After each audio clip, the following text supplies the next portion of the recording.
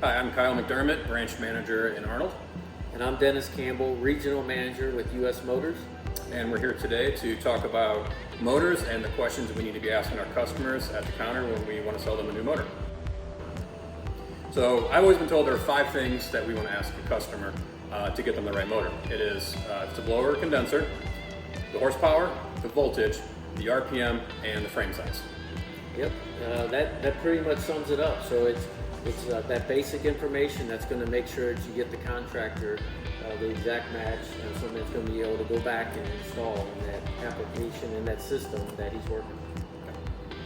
So the easiest way to see if it is a condenser or a blower motor is looking at the motor, is seeing if it's totally enclosed or not.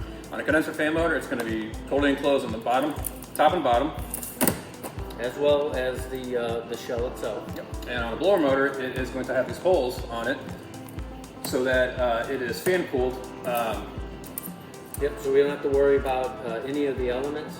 So we can leave this motor open, allow the air pulling over to keep that motor cool, versus in the outdoor unit, the condenser fan motor, we need to enclose it to protect it from the elements.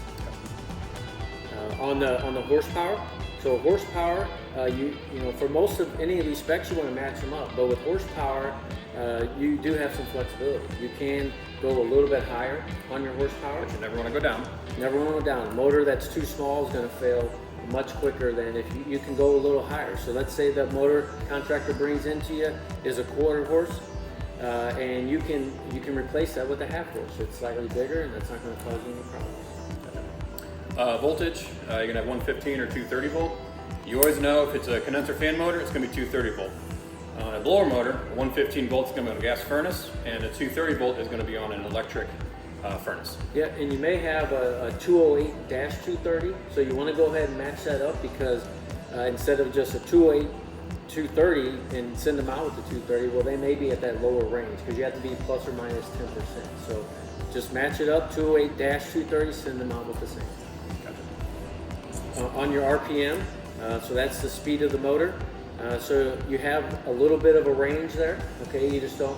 If it's a 1075 or 1100, that's pretty close.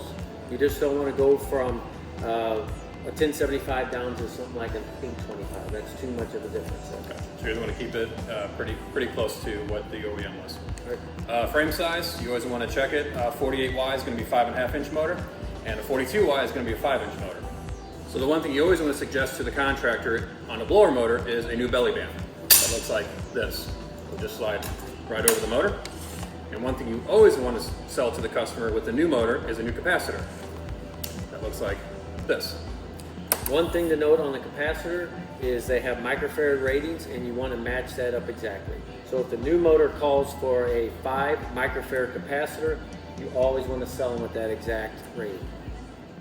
And Dennis, we appreciate it, and hopefully this helped out. Thank you.